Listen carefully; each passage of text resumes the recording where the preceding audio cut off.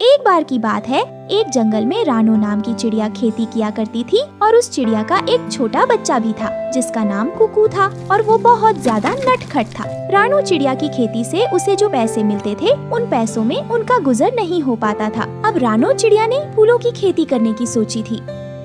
अरे बेटा कुकू, हमारी खेती से हमें कुछ ज्यादा पैसे नहीं मिल रहे, इसीलिए मैंने सोचा है अब मैं फूलों की खेती करूंगी। फूल बहुत ज्यादा बिकते हैं और सभी पक्षी अपने घर में भी लगाते हैं और अब मैं कल बाजार जाकर बीज ले आऊंगी। उसके बाद हम फूलों की खेती करेंगे, उससे हमें अच्छी आमदनी हो जाए। घर का सारा सामान खरीद लेंगे और फिर मैं तुम्हें अच्छे अच्छे कपड़े भी दिलाकर दूंगी कुकू बेटा। सच माँ, आप तो बहुत अच्छी माँ हो। और उसके अगले ही दिन कुकू अपनी माँ से कहता है, अरे मम्मा चलो मौसी के घर चलते हैं। हमें मौसी के घर गए हुए बहुत दिन हो गए हैं। अब मेरा मन बहुत ज्यादा कर रहा है। चलो जल्दी चलते हैं मौसी के घर। अरे बेटा, अभी नहीं जाएंगे हम मौसी के घर, अभी मुझे बहुत ज्यादा काम है। पहले मैं अपने खेत में बीज बिखेर दूं, उसके बाद मैं तुम्हें खुद छोड़कर आऊंगी तुम्हारी मौसी के घर। चलो अब मैं बाजार से बीज लेने जा रही हूँ, तुम घर से बाहर मत जाना और जब तक मैं ना आऊँ तब तक घर में ही रहना। ध्यान रखना बेटा अपना। उसके बाद रानो चिड़िया बीज लेने चली जाती है, लेकिन उसका बच्चा बहुत ज्यादा शरारती था। मम्मा घर पर नहीं है, चलो जल्दी से खेलने चला जाता हूँ और जब तक मम्मा आएंगी तब तक तो मैं खेल कर भी आ जाऊंगा। मेरे दोस्त मेरा इंतजार कर रहे होंगे। चलो जल्दी से खेलने चला जाता हूँ। माँ को तो पता भी नहीं चलेगा कि मैं खेलने गया भी था या नहीं। अब जल्दी चला जाता हूँ खेलने। उसके बाद कुकू खेलने चला जाता है, लेकिन जंगल में एक कालू नाम का कौवा भी रहता था। बहुत दिन हो गए, कोई शिकार भी नहीं मिला मुझे। आज मैं एक नया शिकार ढूंढने चलता हूँ। किसी न किसी को किडनैप कर लूंगा और फिर उसके बदले पैसे मांगूंगा तो मुझे बहुत जल्द पैसे मिल जाएंगे। चलो अब चलता हूँ और आज एक नया शिकार ढूंढता हूँ। बहुत दिन हो चुके हैं। और इधर कुकू खेलने के लिए अपने दोस्तों का इंतजार कर रहा था। उसे बैठे हुए बहुत देर हो गई थी। तभी थोड़ी ही देर बाद कालू कौवा वहाँ आता है। अरे बेटा, तुम तो रानो चिड़िया के बेटे हो और तुम यहाँ बैठे हुए क्या कर रहे हो? तुम अभी बहुत छोटे हो। कालू अंकल, मैं अपने दोस्तों का इंतजार कर रहा हूँ। आज मुझे खेलने जाना है और मैं बहुत देर से बैठा हूँ। पता नहीं कहाँ चले गए मेरे सारे दोस्त। बेटा आज मेरे घर पर चलो, वहाँ खेल लेना, क्योंकि आज मेरे घर पर बहुत बड़ी पार्टी है। इस वजह से तुम्हारे सारे दोस्त आज मेरे घर पर रुके हुए हैं। चलो आओ, तुम भी मेरे घर पर चलो, मैं अच्छी चीजें खाने को दूंगा। उसके बाद कालू कौवा उसको अपने घर ले आता है और वहीं दूसरी तरफ रानो चिड़िया अपने बेटे को ढूंढ रही थी। वो बहुत ज्यादा परेशान हो रही थी। ऊपर वाले पता नहीं कहाँ चला गया मेरा बेटा। मैं इसको समझा कर गई थी कि बेटा घर से बाहर मत जाना, लेकिन ये किसी की सुनता नहीं है। पता नहीं किस हालात में होगा मेरा बेटा। चलो घर चलकर देखती हूँ, क्या पता घर आ गया हो। रानो चिड़िया रोते रोते अपने घर वापस आ जाती है। कहाँ चला गया मेरा बेटा, पता नहीं, मेरी कुछ समझ नहीं आ रहा। उसके बाद रानो उदास हो जाती है और तभी कालू कौवा वहाँ आता है। अरे रानो, तुम्हारा बच्चा मेरे पास है और मैं तुम्हें तुम्हारा बच्चा तभी दूंगा जब तुम मुझे बहुत सारे पैसे लाकर दोगी, वरना मैं तुम्हारा बच्चा वापस नहीं करूँगा। पहले मुझे पैसे लाकर दे दो और अपने बच्चों को मेरे घर से आकर ले जाना। मैं इतनी ज्यादा गरीब हूँ कि मेरे पास खाने के लिए भी पैसे नहीं है। मुझे मेरा बच्चा वापस कर दीजिए। मैं आपको इतने सारे पैसे कहाँ से लाकर दूंगी? कृपया कीजिए और मेरे बच्चे को मुझे वापस कर दीजिए। पैसे नहीं है तुम्हारे पास? ऐसा तो हो ही नहीं सकता। ऐसा करो, तुम अपने बच्चे को भूल जाओ। अब मैं तुम्हारा बच्चा तुम्हें वापस नहीं करूँगा। एक हाथ से मुझे पैसे दे दो और दूसरे हाथ से अपना बच्चा वापस ले जाना। मेरे घर आ जाना मुझे पैसे देने। इतना कहकर कालू कौवा वहाँ से चला जाता है और रानो चिड़िया बेचारी बहुत उदास हो जाती है। मेरे पास तो एक फूटी कोड़ी भी नहीं है, इसने मेरे बच्चे को चुरा लिया है। अब मैं क्या करूँ? मेरी तो कुछ समझ नहीं आ रहा है। रानो चिड़िया मदद मांगने अपनी बहन के घर आती है और उसे सारी बातें बता देती है और अपनी बहन से रानो चिड़िया पैसे के लिए भी कहती है, क्योंकि उसको पैसे की बहुत ज्यादा जरूरत थी। उसकी बहन उससे कहती है, मेरे पास तुम्हें देने के लिए एक बहुत ही अच्छी चीज है जिससे तुम्हारी सारी परेशानी दूर हो जाएगी। क्या बहन जल्दी दो लाडो। यह लो बहन, ये कुछ जादुई पैसे के बीज हैं। ये एक जादुई पेड़ होता है और हमें जादुई पैसे मिलते हैं फलों की तरह। और हाँ, यह पेड़ हमें एक ही बार पैसे देता है। तुम इन सारे बीजों को बो देना और इनमें से सिर्फ एक ही बीज उगेगा जो तुम्हें पैसे देगा, और उन पैसों से तुम अपने बच्चे को उस किडनैपर से मुक्त करा सकती हो। तो जल्दी चली जाओ और कल सुबह जाकर ही अपने खेत में यह सारे बीज बिखेर देना। रानो चिड़िया अगले ही दिन खेत पर जाकर सारे बीजों को बिखेर देती है और 10 दिनों बाद रानो चिड़िया वापस अपने खेत पर जाती है। जैसा मेरी छोटी बहन ने कहा था वैसा ही हुआ। अब जल्दी से इन पैसों को भरकर मैं कालू को दे आऊंगी। उसने मेरे साथ बहुत ही बड़ा धोखा किया है और पता नहीं उसने मेरे बच्चे के साथ क्या किया होगा। फिर रानो चिड़िया जल्दी जल्दी कालू कौवे के घर जाती है, जहाँ उसका बच्चा एक कुर्सी से बंधा होता है। माँ देखो ना, कालू ने मुझे यहाँ कितने दिनों से बांध कर रखा है। मैंने आपकी बात नहीं मानी, ये मेरी गलती है, मुझे माफ कर दो माँ। रो मत बेटा, मैं आ गई हूँ, ये लो अपने पैसे। रानो चिड़िया पैसे से भरे बैग को कालू कौवे को दे देती है और अपने बच्चे को अपने घर ले आती है। बेटा अब दोबारा घर से अकेले मत जाना, मैं तुम्हें इसीलिए ही मना करती थी। जंगल में बहुत दुष्ट पक्षी भी रहते हैं, जिससे मासूम बच्चों की जान का खतरा भी बना रहता है। सॉरी मम्मा, अब से मैं आपकी सारी बात मानूंगा। तो दोस्तों, इस कहानी से हमें ये सीख मिलती है कि हमें अपने मम्मा पापा का कहाँ सुनना चाहिए। वो हमारे अच्छे के लिए ही हमें अकेले बाहर जाने से रोकते हैं।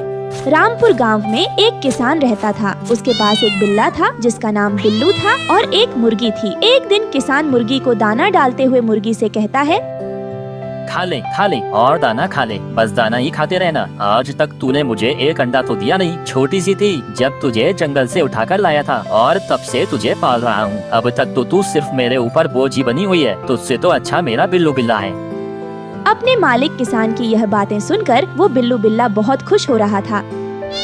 म्याऊ म्याऊ। मालिक, मैं तो खुद भी इस मुर्गी की ताल में हूँ। अगर मेरा बस चले तो मैं आज ही इस मुर्गी को खा लूँ। म्याऊ। इसके बाद किसान खेतों में काम करने के लिए वहाँ से चला जाता है। ऐसे ही कुछ दिन गुजर जाते हैं और एक दिन मौसम बहुत ज्यादा खराब हो जाता है और बारिश किसी भी समय हो सकती थी। मौसम भी बहुत खराब हो चुका है और मुझे विश्वास है कि अगर बारिश हो गई तो मालिक मुझे पूछेंगे तक नहीं। और तो और मालिक का वो बिल्लू बिल्ला मेरी जान का दुश्मन बना हुआ है। ऐसा ना हो कि आज मैं उस बिल्ले का शिकार बन जाऊं। मैं जल्दी से यहाँ से निकल जाती हूँ। इधर किसान घोड़े बेचकर सुकून की नींद सो रहा था और किसान के बिल्लू बिल्ला को इसी मौके की तलाश थी। म्याऊ। मौका बहुत अच्छा है और मालिक भी सुकून से सो रहा है। आज वो मुर्गी मेरे हाथों से नहीं बचेगी। म्याऊ। इतना कहकर वो बिल्लू बिल्ला वहाँ से चला जाता है और किसान इस बात से बेखबर सुकून से सोया हुआ था। और बिल्लू बिल्ला जब मुर्गी के दरबे में पहुँचता है तो पर वहाँ पर मुर्गी नहीं होती। यह देखकर वो हैरान रह जाता है कि वहाँ पर तो मुर्गी थी ही नहीं। म्याऊ। अरे मेरा शिकार कहाँ चला गया? हुआ ही नहीं कि मुर्गी यहाँ पर ना हो। मुर्गी पता नहीं कहाँ चली गई। इधर वो बेचारी मुर्गी उस बिल्लू बिल्ला से बचने के लिए तेज बारिश में भागे ही जा रही थी। वहीं दूसरी तरफ रानो चिड़िया की बेटी गुड़िया का बुखार था कि उतरने का नाम ही नहीं ले रहा था। ऊपर से मौसम भी बहुत खराब था। रानो चिड़िया को कुछ समझ नहीं आ रहा था कि वो क्या करे। गुड़िया का बुखार तो उतरने का नाम ही नहीं ले रहा। मैं इसे अकेला छोड़कर इसके लिए दवा लेने कैसे जाऊँ? मुझे तो कुछ समझ ही नहीं आ रहा। रानो चिड़िया इसी चिंता में थी। तभी उसे बाहर से कुछ आवाज सुनाई देती है। अरे ऐसे खराब मौसम में बाहर कौन हो सकता है? मुझे खिड़की से बाहर देखना चाहिए। रानो चिड़िया जब खिड़की से बाहर देखती है तो उसे एक मुर्गी दिखाई देती है। अरे ऐसे बारिश के मौसम में ये मुर्गी यहाँ पर क्या कर रही है? मैंने तो पहले तो इसे जंगल में कभी नहीं देखा। मैं जाकर इससे पूछती हूँ। सुनो मुर्गी, तुम यहाँ क्या कर रही हो? अच्छी चिड़िया, मैं मुसीबत में हूँ, मेरी मदद कर दो। अच्छा तुम यहीं रुको, मैं अभी नीचे आती हूँ। इसके बाद रानो चिड़िया पेड़ से उतरकर मुर्गी के पास आती है। क्या बात है मुर्गी, तुम इतनी घबराई हुई क्यों लग रही हो? अच्छी चिड़िया, मेरा नाम सोना है। तुम मुझे सुनहरी भी कह सकती हो। मेरे पीछे एक खतरनाक बिल्ला लगा है जिससे बचने के लिए मैं यहाँ आई हूँ। अगर तुम मुझे छुपने के लिए कोई सुरक्षित जगह बता दो तो तुम्हारी बड़ी मेहरबानी होगी। रानो कुछ सोचते हुए मुर्गी से कहती है, देखो सोना, मेरे पास और तो कोई जगह नहीं है, मगर इस पेड़ के नीचे एक खाली जगह है, उसमें तुम रह सकती हो। रानो चिड़िया, तुम्हारा बहुत बहुत धन्यवाद। बस मैं उस बिल्लू बिल्ला से अपनी जान बचाने के लिए कहीं पर भी रह लूंगी। मगर मुझे भूख भी बहुत लगी है क्योंकि कल से मेरे मालिक ने मुझे दाना पानी कुछ नहीं दिया। कोई बात नहीं सोना, तुम अंदर जाकर बैठो, मैं तुम्हारे लिए कुछ न कुछ खाने को ले आती हूँ। थोड़ी देर बाद रानो चिड़िया सोना मुर्गी के लिए एक मीठा फल ले आती है। ये लो सोना, मेरे पास ये एक ही फल था, ये तुम खा लो, बारिश रुकने के बाद मैं दूसरा ले आऊंगी। रानो वो तो ठीक है, मगर तुम मुझे कुछ परेशान लग रही हो, क्या बात है? सोना दरअसल बात यह है कि मेरी बेटी को बहुत तेज बुखार है और मैं उसे अकेला छोड़कर उसके लिए दवा लेनी नहीं जा सकती, बस इसीलिए मैं कुछ परेशान हूँ।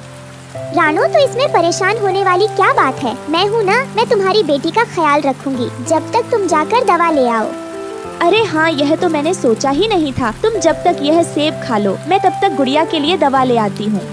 उसके बाद मुर्गी वो सेब खाने लगती है। रानो चिड़िया दवा लेने वहाँ से चली जाती है, मगर वो दुष्ट बिल्लू बिल्ला मुर्गी का पीछा करते करते रानो चिड़िया के घर तक पहुँच जाता है।